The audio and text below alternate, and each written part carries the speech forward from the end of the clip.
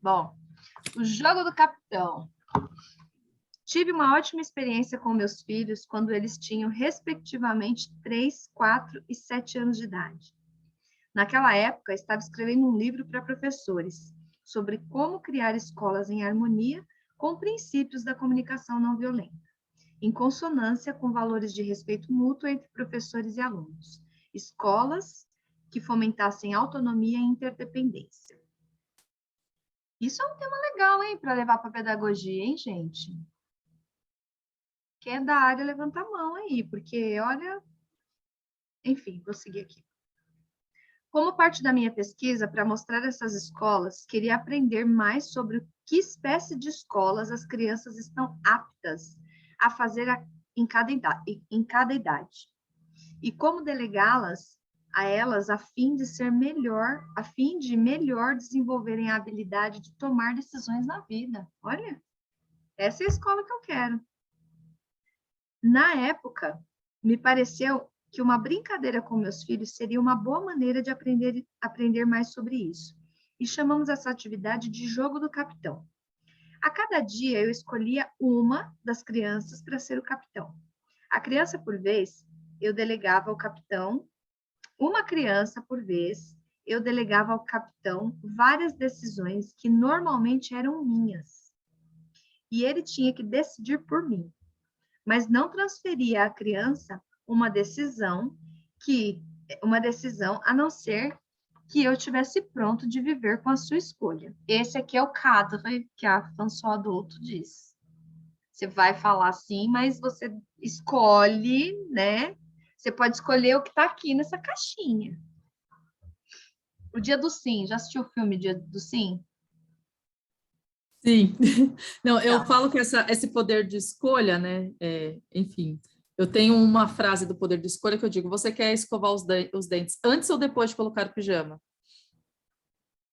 É isso aí. Esse é o cadre. Para quem quer saber mais, você dá a opção. E você escolhe dentro do que eu dei de opção. Então, Isso se é você quiser autonomia e escolher os autoridade. dentes, quer escovar os dentes antes do pijama, tudo bem. Ah, depois do pijama, tá bom também. Também tá bom. E eu convivo bem, né? Que é isso que ele tá falando assim. Vou dar uma alternativa, né? Transferir para a criança uma alternativa aqui que eu tô pronto para conviver com a escolha que ela der. Ou seja, não é nada que vai me lesar. E aí, para maiores informações, eu sugiro o Dia do Sim, o filme que deve estar na Netflix ou na Disney, alguma coisa assim, que é um dia onde as crianças da casa escolhem tudo que elas vão fazer. Bom, como mencionei, o objetivo da brincadeira era aprender com que idade as crianças estão aptas a fazer certas escolhas e que decisões são mais difíceis para elas. A seguir, darei um exemplo de como funcionava a brincadeira e por que a experiência foi um ótimo aprendizado para mim. Certa vez, levei as crianças para a lavanderia, onde deveríamos buscar umas roupas que tinham sido lavadas a seco. Quando paguei, a balconista me ofereceu 3 balas para as crianças. E imediatamente vi a oportunidade de delegar a decisão ao capitão. E falei, por favor, pode dar as balas ao capitão? Ah, por favor, pode dar as balas ao capitão. A moça não entendeu nada, mas o capitão Brett, sim, de 3 anos de idade, foi até lá, estendeu a mão e recebeu as balas. Então eu falei, capitão, por favor, decida o que fazer com as balas. Imaginem como foi difícil essa decisão para aquele capitão de 3 anos de idade. Veja, ele com 3 balas na mão, a irmã olhando para ele, o irmão olhando para ele. Como decidir? Depois de ponderar bem a questão, ele deu uma para o irmão e uma para a irmã, e comeu a última. Quando contei essa história pela primeira vez em um grupo de pais, um deles disse, tudo bem, mas isso aconteceu porque você já tinha ensinado a partilhar, que seria correto. Então respondi, de modo algum. Sei que não foi por isso, porque na semana anterior, ele se viu numa situação bem parecida e comeu todos os doces sozinhos. Mas no dia seguinte, o que aconteceu com ele? Sim, no dia seguinte, ele aprendeu que se não levarmos as necessidades dos outros em conta, nossas próprias necessidades nunca serão plenamente satisfeitas. Foi uma lição rápida de interdependência. Para mim, foi emocionante ver como as crianças percebem isso rapidamente quando precisam tomar decisões. Percebem que nunca podemos realmente cuidar de nós mesmos sem mostrar igual preocupação pelas necessidades dos outros. Já relatei acima que abrir mão do conceito de punição não é fácil para pais e mães. Muitos estão imbuídos da noção de que o castigo é necessário. Não conseguem imaginar o que mais pode ser feito quando as crianças se comportam de um modo que pode ser danoso a si ou a outras pessoas. E não conseguem conceber outras opções além da permissividade, deixar rolar ou de usar algum tipo de ação punitiva.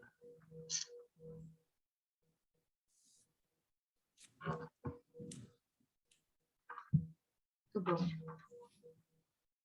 É um desafio. É um baita de um desafio. E aqui me remete, no finalzinho aqui, né? Me vem a pergunta assim, de que crianças estamos falando?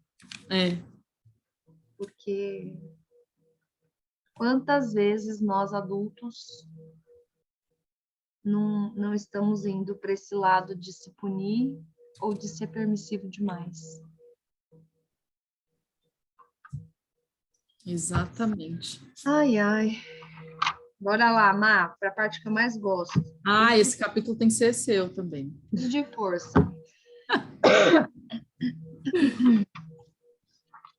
Quer que eu leia? Por favor. É o capítulo que você mais gosta.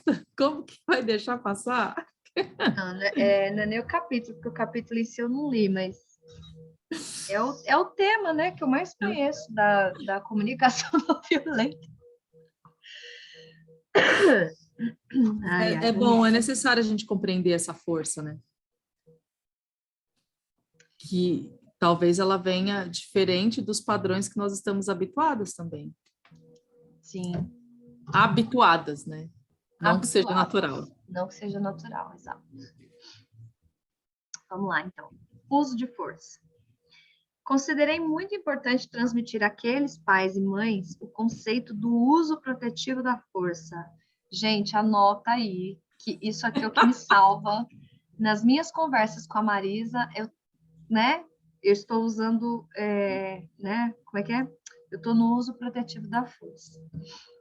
Bom, vamos lá. E conseguir que vissem a diferença entre o uso de força para proteger e o uso de força para punir. Assim sendo, quando podemos, às vezes, usar a força com as crianças? Bem, as condições que pedem o uso da força seriam aquelas em que não há tempo para conversar, e o comportamento da criança pode levar ao prejuízo da sua própria integridade, ou de outros. Ou quando a pessoa não está disposta a falar.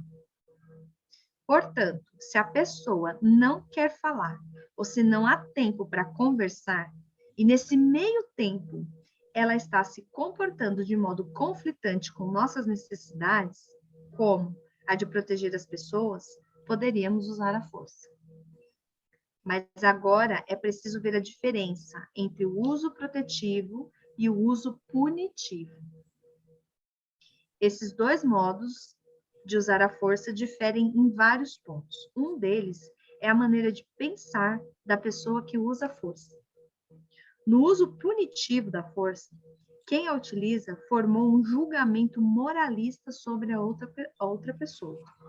Um julgamento que imputa àquela pessoa algum erro que merece punição. A pessoa merece sofrer pelo que fez. Essa é a ideia central da punição. Disso deriva a noção de que os seres humanos são fundamentalmente criaturas pecaminosas e más, e que o processo corretivo lhes fará aprender. Apreender-se. Seria preciso fazê-los ver quão horríveis são por terem feito o que fizeram. E o modo de levá-los ao arrependimento é aplicando algum castigo que os faça sofrer. Por vezes, é um castigo físico, como uma surra, ou psicológico, quando tentamos fazer com que se odeiem e se sintam culpados ou envergonhados. Só abrindo um parênteses, não é disso que eu tô falando que eu gosto, tá? Não. Vamos constar que é outra Não, coisa. o conselho tutelar vai baixar lá em casa já, no dia da publicação do vídeo. A maneira de pensar que leva ao uso protetivo da força é radicalmente diferente. Não há pensamentos de que a outra pessoa é má ou merece punição. Nossa consciência está totalmente focada em nossas necessidades. Estamos atentos para as necessidades que estão em risco, mas de maneira alguma imputamos maldade ou erro à criança. Portanto, essa percepção constitui uma distinção significativa entre o uso protetivo e punitivo da força. E tal mentalidade está muito relacionada à segunda diferença, a intenção. No uso punitivo de força, a intenção é criar dor e sofrimento na outra pessoa, fazê-la lamentar pelo que fez. No uso protetivo de força, a intenção é apenas proteger. Protegemos nossas necessidades, em seguida nos comunicaremos de modo a educar essa pessoa. Mas no momento, pode ser preciso usar uma força para oferecer proteção. Um exemplo disso seria o que aconteceu comigo quando meus filhos eram pequenos. Vivíamos numa rua movimentada, eles eram fascinados com tudo que estava acontecendo do outro lado da rua. E não entendiam ainda o perigo de sair correndo entre os carros. Tenho certeza que se tivesse bastante tempo para conversar com eles, conseguiria explicar. Mas nesse meio tempo, tinha medo que sofria algum acidente. Por conseguinte, havia motivo para usar a força protetiva, pois o tempo era curto para explicar antes que algo grave acontecesse. Então disse a eles: se eu os vir indo para a rua, vou colocá-los no quintal onde não há perigo de serem atropelados. Um tempinho depois de dizer isso, um deles esqueceu e começou a correr pela rua. Eu peguei no colo, levei até o quintal e coloquei lá, não como um castigo, pois havia muita coisa para fazer no quintal. Tínhamos balanço, escorregador, e eu não estava tentando fazê-lo sofrer, só queria controlar o ambiente para atender à minha necessidade de segurança. Muitos pais dizem: ah, mas será que a criança não verá isso como punição? Bem, se isso foi feito como punição no passado, se a criança teve muitas experiências com pessoas punitivas, sim, talvez veja como punição. Mas o principal é que nós, pais, estejamos conscientes da diferença e quando usarmos a força, estejamos certos de que é para proteger e não para punir. Um modo de lembrar o propósito do uso protetivo de força é ver a diferença entre controlar a criança e controlar o ambiente. Ao punir, estamos tentando controlar a criança, fazendo com que ela se sinta mal pelo que fez, a fim de suscitar dentro dela vergonha, culpa ou medo. Nossa, só sentimento bom para a vida futura, né? Só coisa boa. Exatamente. Uso protetivo de força, nossa intenção não é controlar a criança, é controlar o ambiente. O objetivo é proteger nossas necessidades até que haja tempo de fazer o que realmente é necessário. Ter uma comunicação de qualidade com a outra pessoa. É mais ou menos como colocar telas na janela para protegermos dos mosquitos. É um uso protetivo de força. A gente controla o ambiente para evitar que coisas desagradáveis aconteçam. Capiche? Ah, eu não sou tão ruim assim, ó, tá vendo? Eu acho que aqui, até foi legal ter lido isso, porque realmente eu brinco muito com essa Essa questão da frase. comunicação não violenta, mas eu nunca tinha mergulhado, né? E é curioso porque, de novo, quem é que vai fazer, usar a força? É um Exato. adulto responsável ou é um adulto que quer controle? É um adulto que quer ser Exigir. reconhecido? É um adulto que tem medo do que os vizinhos vão falar, né? Tem vergonha de passar vergonha, fica com vergonha de ir alguma coisa no restaurante ou a cena clássica do mercado, né? Da criança se estribuchando no chão. Assim, quem é esse adulto que está fazendo uso da força? E com qual intenção a gente, né? Essa questão aqui de querer controlar a criança, né? E não o ambiente ficou bem claro, bem legal. Porque aí também ele traz qual é a necessidade dele em controlar o ambiente, né? É a segurança, né? Que é preservar a segurança. Então, invariavelmente, quando existe esse olhar social que pune por criar filhos de uma maneira compassiva, né? E dentro disso, qual a minha necessidade para ultrapassar isso? É a conexão com os filhos ou é do que exige, né, a sociedade ou do que exigem os olhos dos outros da maneira pela qual eu deveria criar o filho também? Sim. E aí, por isso que para alguns parece ser permissivo, porque só conhece o modelo punitivo. Uhum. Mas aí eu grifei até aqui quando ele fala sobre a intenção. Uhum. Então, ter essa intenção sustentada aqui dentro de algo que você sabe que conexão você quer estabelecer, é o ponto, acho que, de suporte também, para ultrapassar isso. Porque quando vai para esse olhar também social, né, de olhar que a gente está fazendo algo que não parece adequado, é como se vem a questão do pertencimento, né? Então, se eu não criar da maneira punitiva, como todos dizem, eu vou deixar de pertencer a esse meio social. E aí entra outra linha aí que nos convida, né, nos aspectos da lealdade também. Sim, sim, lealdade mesmo, né? É, Porque às vezes que a gente tem os pitis fora de controle enquanto pais, é, e que são os gatilhos que acionam a minha criança, que eu vou lá para a minha origem, né? Que foi a relação com os meus pais, tudo, estamos todos conectados, né? É uma cadeia só. Então, assim, olhar para isso e reconhecer isso, dar lugar, é muito. Muitas vezes a gente, quando eu vi, já fiz. Quando eu vi, falei. Fui isso, leal. Fui foi leal a leal. esse sistema punitivo, que é o que me advém, que é o que eu tenho, é o que eu tomei, é o que eu recebi, né? Então, assim, ok, vamos dar um lugar para isso também. Agora, a partir do momento que a gente consegue dar um lugar para isso, aí que eu acalmo, né, no coração, daí sim eu consigo fazer um pouquinho diferente, que é trazer um pouquinho dessa compassividade, que é trazer um pouquinho dessa inclusão.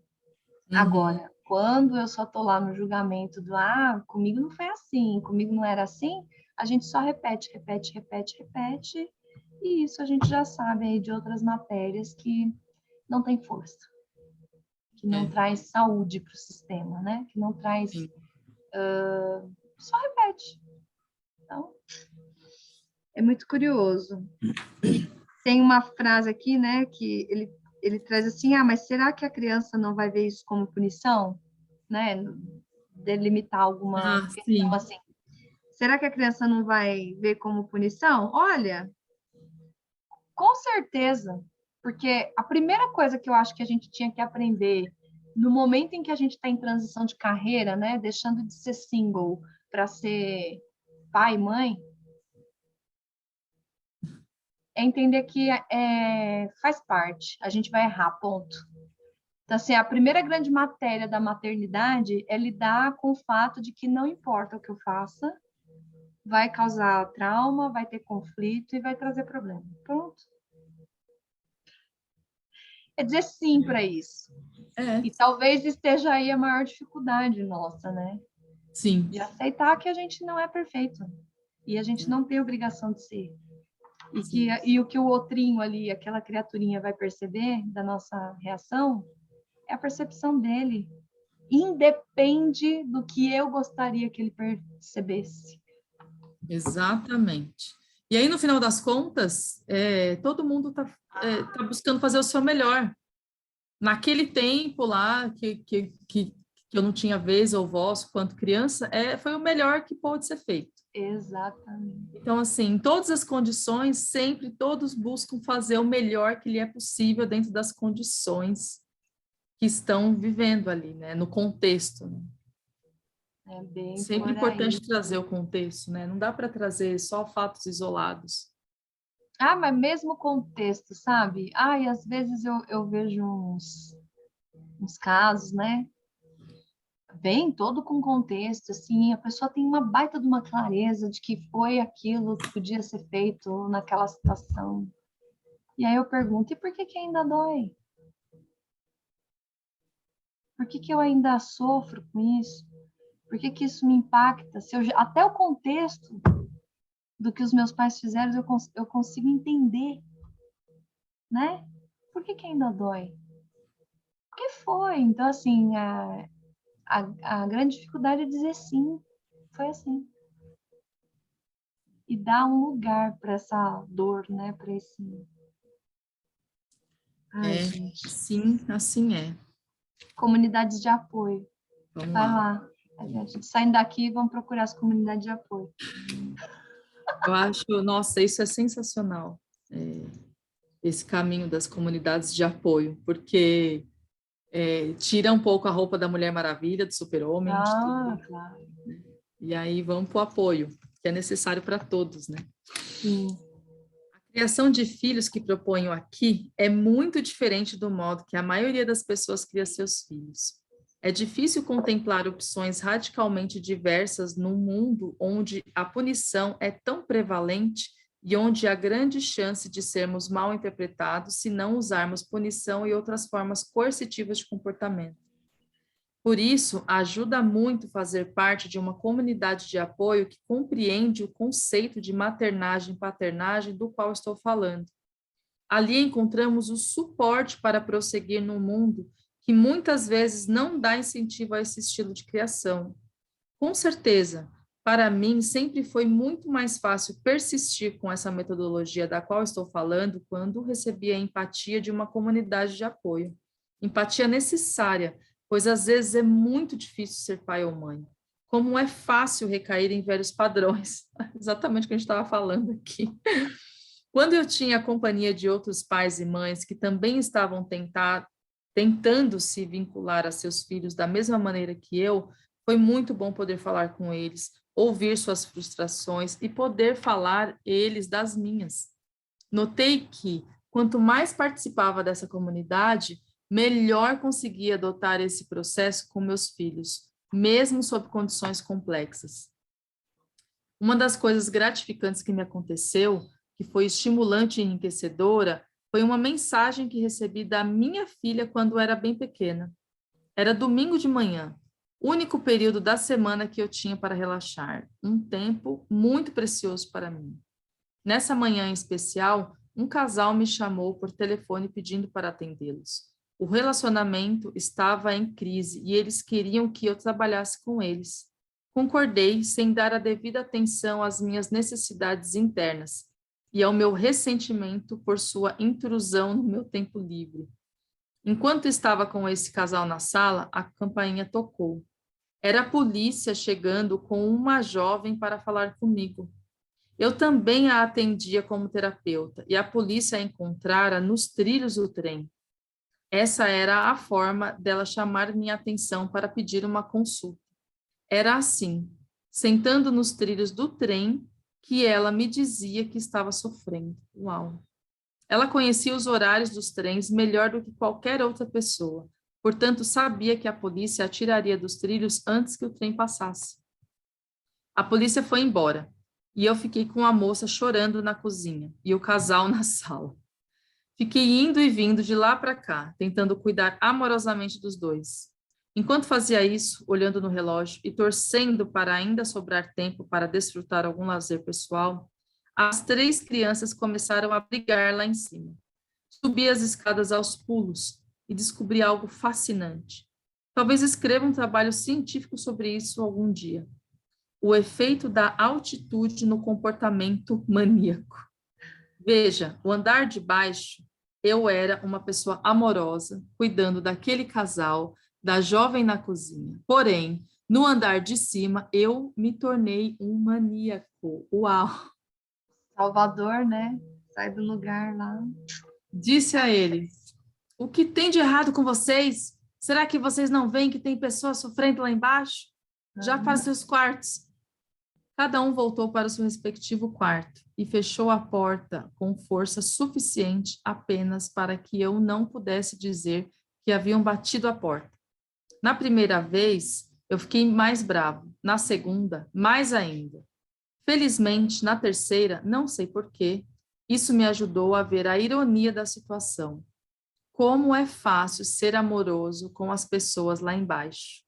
Mas com que rapidez eu conseguia ser grosseiro com a minha própria família lá em cima. Respirei fundo e fui primeiro no quarto do meu filho mais velho. Disse a ele que estava triste por ter descontado nele coisas que estavam sentindo em relação às pessoas lá embaixo. Ele entendeu e disse apenas: tudo bem, pai, não foi nada demais. Fui até o quarto do mais novo e tive uma resposta semelhante. Quando fui até o quarto da minha filha e disse a ela que estava triste pelo modo que falei com eles, ela se aproximou de mim, pôs a cabeça no meu ombro e disse: tudo bem, pai, ninguém é perfeito.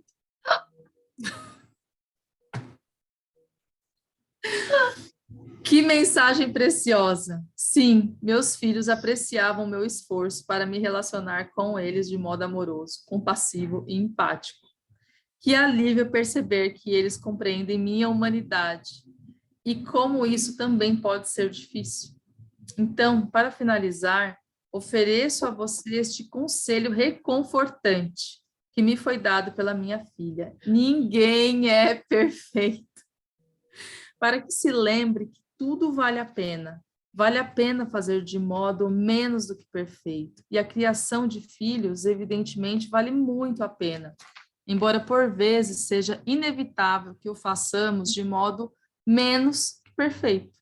Se nos castigarmos sempre que não formos pais perfeitos, nossos filhos sofrerão por causa disso.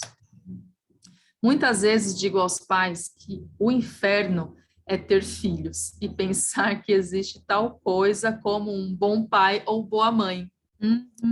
Se toda vez que somos menos do que perfeitos nos culparmos e nos atacarmos, nossos filhos não se beneficiarão disso.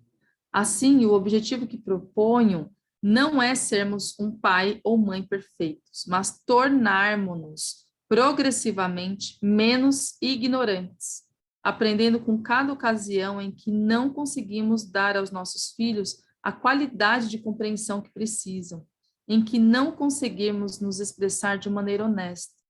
Na minha experiência, toda vez que isso acontece, significa que não estamos tendo o apoio emocional que precisamos como pais, o apoio que nos permita dar aos nossos filhos o que eles necessitam. Só é possível dar a si amorosamente na mesma medida em que se recebe amor e compreensão similares.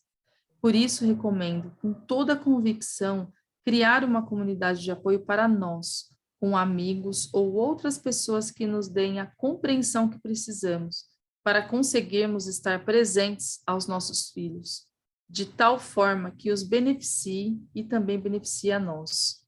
Espero que as coisas que disse aqui o ajude a se desenvolver e se tornar a mãe ou o pai que deseja ser. Muito bom, muito bom. Nossa, sensacional. Aí, ó. Na verdade, isso aqui tinha que ser o primeiro capítulo, né?